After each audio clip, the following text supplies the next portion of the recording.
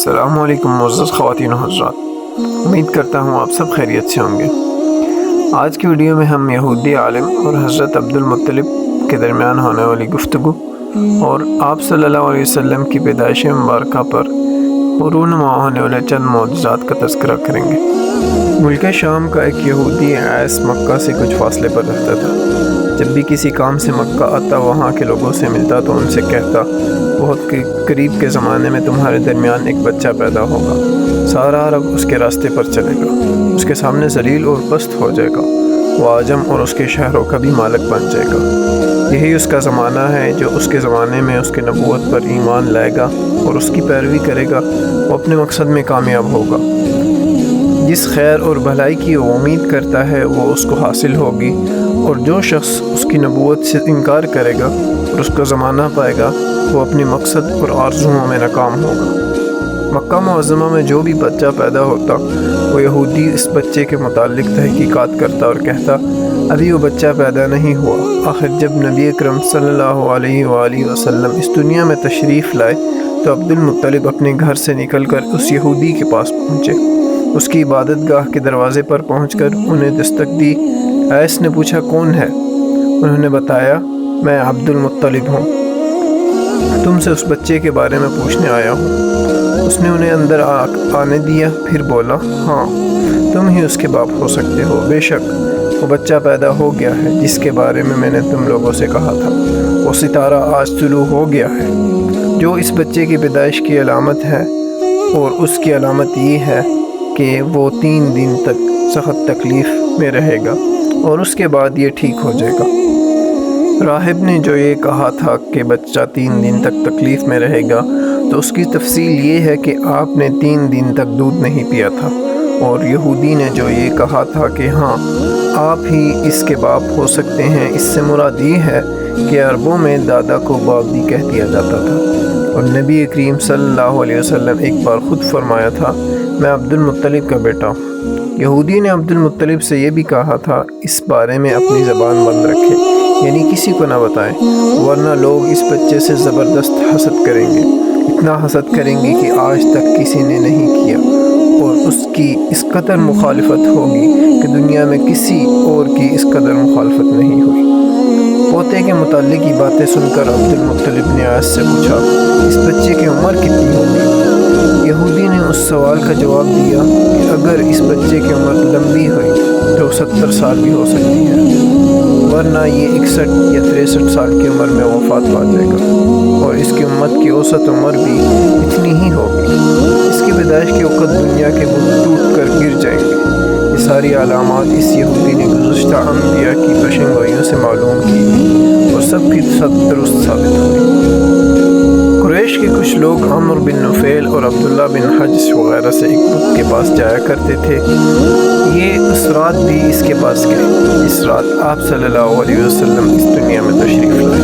انہوں نے دیکھا وہ بت اوندے منہ گرا پڑا ہے۔ ان لوگوں کو یہ بات بہت بری لگی، انہوں نے اس کو اٹھایا، سیدھا کر دیا، مگر وہ پھر گر گیا۔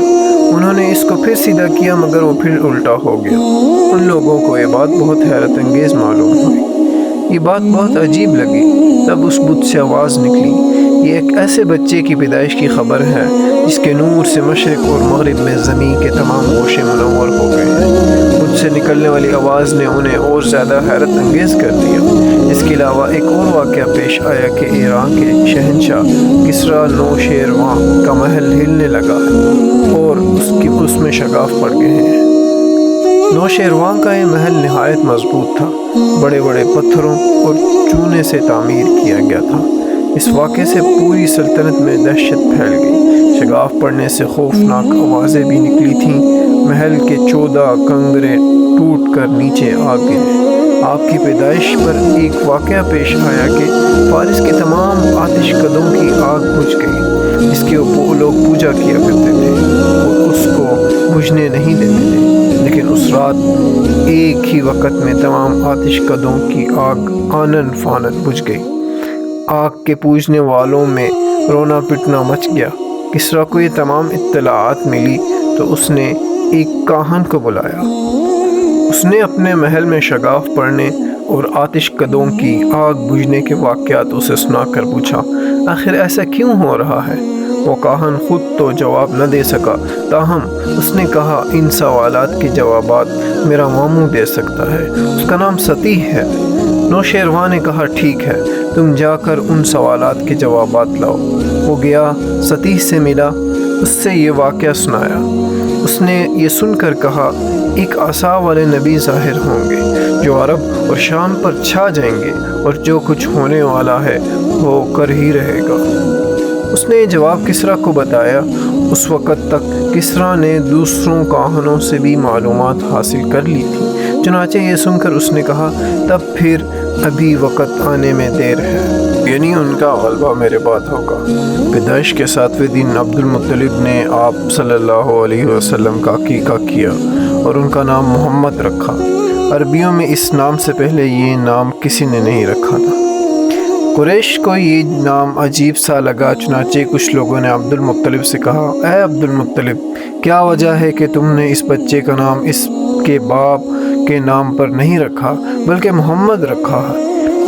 یہ نام نہ تمہارے باپ دادا نے اور نہ تمہارے میں سے کسی بڑے قوم کے سردار نے رکھا۔ عبد المطلب نے انہیں جواب دیا میری تمنا ہے کہ آسمان میں اللہ تعالیٰ اس بچے کی تعریف فرمائے اور زمین پر لوگ اس کی تعریف کریں۔ یاد رہے کہ محمد کے معنی بہت زیادہ تعریف کیے جانے والے شخص کے ہیں۔ اسی طرح والدہ کی طرف سے آپ صلی اللہ علیہ وسلم کا نام احمد رکھا گیا۔ احمد نام کا بھی مطلب اس سے پہلے کسی نے نہیں رکھا تھا۔ یہ مطلب دونوں ہی ناموں کا ایک ہی جیسا ہے تقریباً۔ احمد کا مطلب ہے سب سے زیادہ تعریف کرنے والا۔ علامہ سہیلی نے لکھا ہے احمد پہلے ہیں اور محمد بعد میں، یعنی آپ صلی اللہ علیہ وسلم کی تعریف دوسروں نے بعد میں کی، اس سے پہلے آپ کی شان یہ ہے کہ آپ اللہ تعالیٰ کی سب سے زیادہ حمد و ثنا کرنے والے ہیں۔ علامہ سہیلی نے لکھا ہے آپ احمد پہلے ہیں اور محمد بعد میں ہیں، یعنی آپ کی تعریف دوسروں نے بعد میں کی، اس سے پہلے آپ کی شان یہ ہے کہ آپ اللہ تعالیٰ کی سب سے زیادہ حمد و ثنا کرنے والے ہیں۔ پرانی کتابوں میں آپ صلی اللہ علیہ وسلم کا نام احمد ذکر کیا گیا ہے۔ اپنی والدہ کے بعد آپ صلی اللہ علیہ وسلم نے سب سے پہلے صوبیہ کا دودھ پیا۔ صوبیہ نبی اکرم صلی اللہ علیہ وسلم کے چاچا کے ابو لہب کی بندی تھی۔ ان کے ابو لہب نے آپ صلی اللہ علیہ وسلم کی پیدائش کی خوشی میں آزاد کر دیا۔ صوبیہ نے آپ صلی اللہ علیہ وسلم کو چند دن تک دودھ پلایا۔ انہیں دنوں صوبیہ کے ہاں اپنا ہی بیٹا پیدا ہوا تھا۔ آپ صلی اللہ علیہ وسلم کی والدہ نے آپ کو صرف 9 دن تک دودھ پلایا، ان کے بعد صوبیہ نے پلایا۔ پھر دودھ پلانے کی باری حضرت حلیمہ سعدیہ کی آئی۔ معزز ناظرین کرام، اس سے اگلی ویڈیو میں ہم حضرت حلیمہ سعدیہ رضی اللہ عنہا کا واقعہ بیان کریں گے، جس میں انہوں نے طویل مشقت کے بعد آپ صلی اللہ علیہ وسلم کو پایا اور بہت ہی باسعادت زندگی گزاری۔